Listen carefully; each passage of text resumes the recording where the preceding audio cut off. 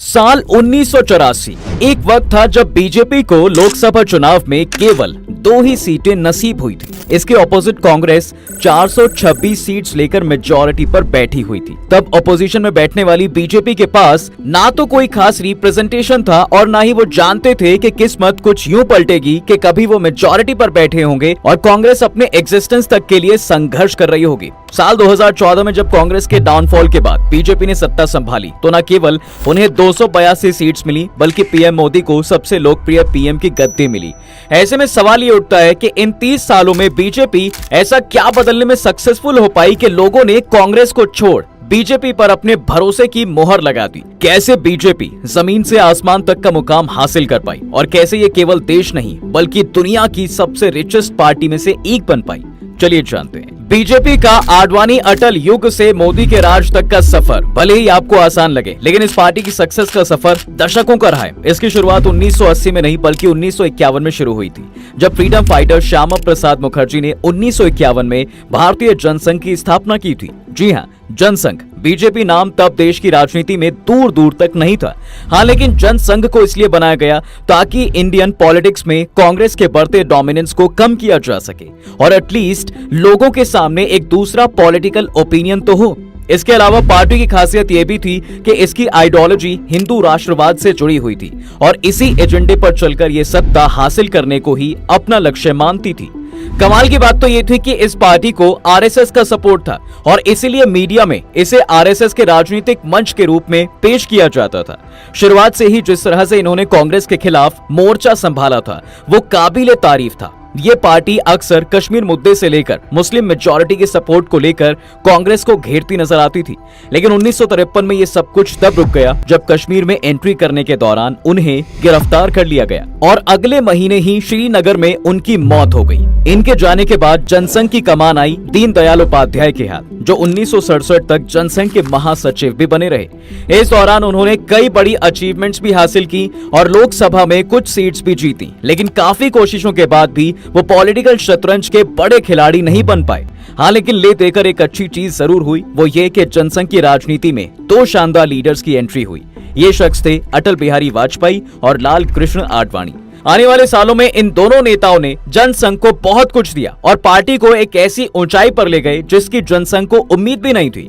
सबसे पहले 1968 में वाजपेयी को जनसंघ का अध्यक्ष बनाया गया। इस दौरान इस पार्टी की 3 इंपॉर्टेंट डिमांड्स थी: पूरे देश में समान नागरिक संहिता लागू करना, गौ हत्या पर रोक और जम्मू कश्मीर को दिए गए स्पेशल स्टेटस की समाप्ति। वो इन डिमांड्स को पूरा तो बहुत जल्दी करना चाहते थे, लेकिन ऐसा हो नहीं पाया, बल्कि इसके ऑपोजिट इस बीच एक नई हवा देश में चली और वो हवा थी इंदिरा गांधी के नाम की। कांग्रेस की कठपुतली कहलाने से लेकर ये इतनी इन्फ्लुएंशियल लेडी बनकर सामने आई कि कुछ ही सालों में जनता की चहेती बन गई।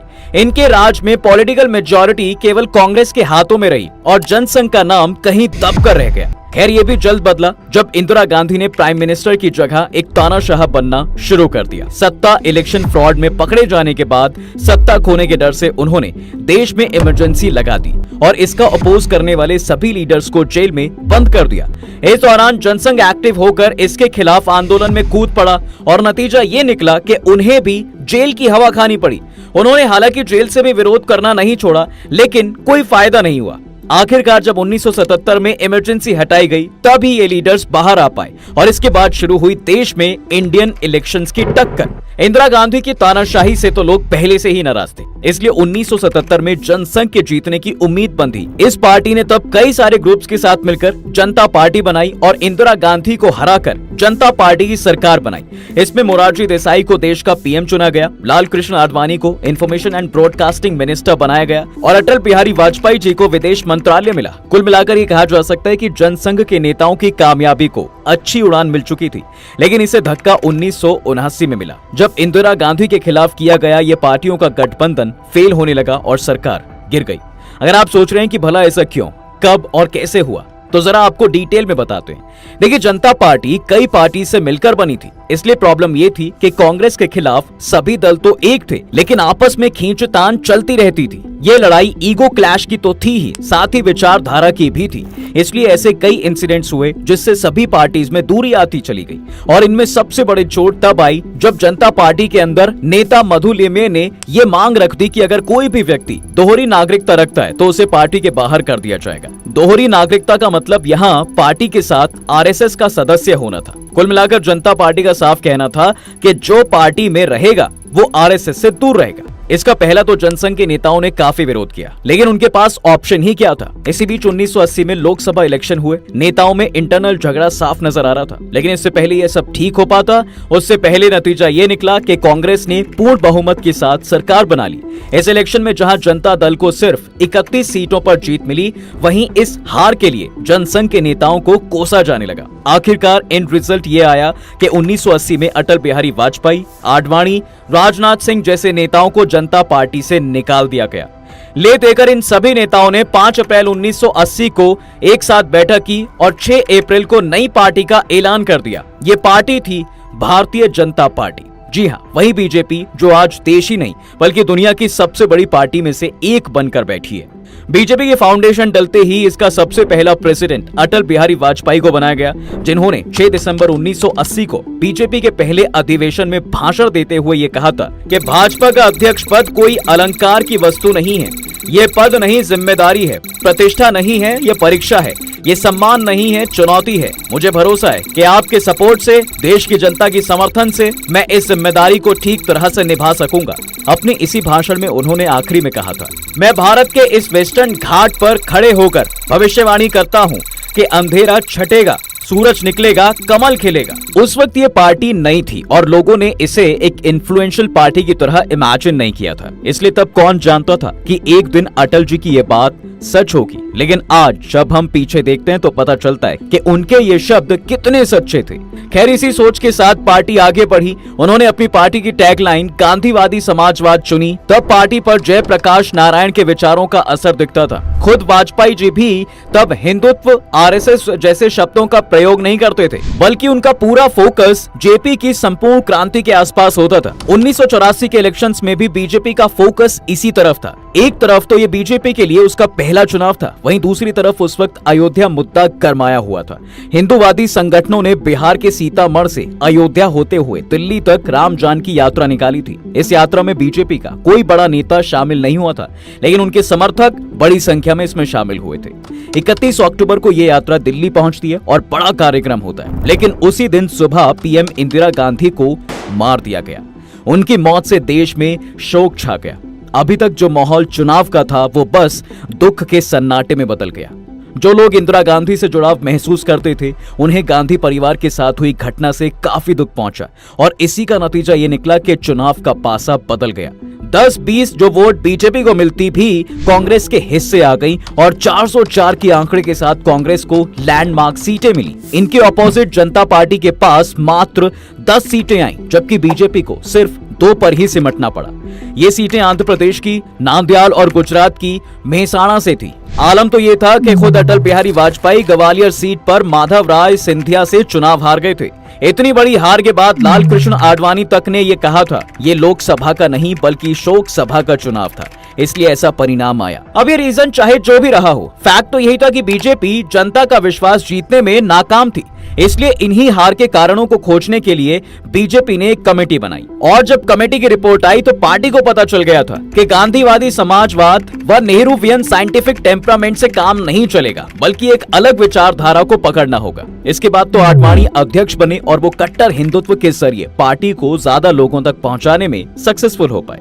अब अगर आप सोच रहे हैं कि आखिर वो मोमेंट या इंसिडेंट कौन सा रहा होगा जिसने बीजेपी को एक परफेक्ट ऑपोजिशन बनने में मदद की होगी, तो बता दें कि यह मामला था अयोध्या राम मंदिर का, जिससे बीजेपी को, नॉर्थ इंडिया बीजेपी को बढ़त मिलने लगी। दूसरी तरफ इंदिरा गांधी के चले जाने के बाद कांग्रेस पार्टी में लगातार गिरावट आने लगी। यही कारण है कि 1989 के आम चुनाव में बीजेपी को 85 सीटें मिली। सिर्फ कुछ ही सालों में बीजेपी की ऐसी जीत सिंबलाइज कर रही थी कि लोगों के बीच ये पार्टी लोकप्रिय हो रही है और लोगों को इन पर भरोसा है। इसी का नतीजा भी रहा कि 1991 के चुनाव में ये संख्या 120 पहुंच गई। इन 2 सालों के अंतर में पार्टी का वोट बैंक 11% से 20.1% पहुंच गया। ये वो दौर था जब बीजेपी के संगठन में अटल बनाम आडवाणी के चर्चे होने लगे थे। खैर, बीजेपी ने सत्ता तक पहुंचने के लिए गठजोड़ को सीढ़ी बनाया और इसके लिए अटल का चेहरा सामने किया गया। इसके बाद साल आया 1996, जब लोकसभा चुनाव में बीजेपी को 161 सीटें आई और ये पहली बार था जब बीजेपी सबसे बड़ी पार्टी बनकर उभरी और सरकार बनाने का दावा पेश किया। इसे स्वीकार भी किया गया, लेकिन 13 दिन में ही सरकार गिर गई और अटल बिहारी वाजपेयी को पीएम पद छोड़ना पड़ा। वाजपेयी ने इस्तीफा की घोषणा से पहले लोकसभा में अपना प्रसिद्ध भाषण दिया। दूरदर्शन के इतिहास में पहली बार किसी नो कॉन्फिडेंस मोशन को लाइव दिखाया गया। वाजपेयी ने भविष्यवाणी की कि कोई भी सरकार स्थायी नहीं बनेगी और कमाल तो देखो, उनकी ये भविष्यवाणी भी सही साबित हुई। इसके बाद 1998 में भी मिडिल टर्म चुनाव हुए और चुनाव में पार्टी को 182 सीटें मिली। इस बार एनडीए का गठन हुआ और बीजेपी ने मिलकर सरकार चलाई, मगर 13 महीने बाद ये सरकार भी गिर गई। कहते हैं बीजेपी के सांसद सुब्रमण्यम स्वामी ने सरकार गिराने में महत्वपूर्ण भूमिका निभाई थी। उन्होंने सोनिया गांधी और जयललिता की चाय पर मीटिंग कराई और जयललिता ने वाजपेयी सरकार से समर्थन वापस ले लिया। ऐसे में सिर्फ 1 वोट से बीजेपी सरकार गिर गई। कुल मिलाकर बीजेपी की सरकार तो बन रही थी, मगर इंडियन पॉलिटिकल की इंस्टेबिलिटी उन पर भारी पड़ रही थी और इसी का रिजल्ट भी रहा कि 2 बार उनकी सरकार बनी और गिरी। लेकिन सरकार गिरने का यह मामला थमा 1999 के चुनाव में, जब बीजेपी ने तमाम दलों के साथ मिलकर चुनाव लड़ा। 270 सीटें जीती। इसमें बीजेपी की 182 सीटें थी। अटल बिहारी वाजपेयी तीसरी बार पीएम बने। इस बार उन्होंने अपने कार्यकाल को पूरा भी किया। वाजपेयी सरकार के इस कार्यकाल में राज्यों में बीजेपी का तेजी से विस्तार हुआ। 2002 में गुजरात के अलावा 2003 में छत्तीसगढ़, राजस्थान और मध्य प्रदेश में बीजेपी की सरकार बनी। इसी को ध्यान में रखते हुए वो 2004 में भी जीतना चाहते थे। इससे पहले उनकी सरकार हालांकि गठबंधन वाली थी, लेकिन अब वो चाहते थे कि मेजॉरिटी से जीते। इसलिए बीजेपी ने सेल्फ कॉन्फिडेंस में इंडिया शाइनिंग का नारा भी दिया, लेकिन पार्टी के लिए ये सेल्फ कॉन्फिडेंस उल्टा ही साबित हुआ। 2004 के चुनाव में पार्टी बुरी तरह हारी। बीजेपी को 136 सीटें मिली और कांग्रेस की अगुवाई में यूपीए की सरकार बनती है। 2004 की हार एक तरह से अटल के राजनीतिक जीवन को खत्म करने वाली साबित हुई। हार के बाद आडवाणी पार्टी के अध्यक्ष बनने के साथ ही नेता विपक्ष भी बने। वाजपेयी जी ने ऐलान कर दिया कि आडवाणी के नेतृत्व में ही आगे बढ़ेंगे, लेकिन आडवाणी की अगुवाई में पार्टी सवालों से घिरने लगी। पहले उमा भारती ने सार्वजनिक तौर पर सवाल उठाए और पार्टी से निकल गई।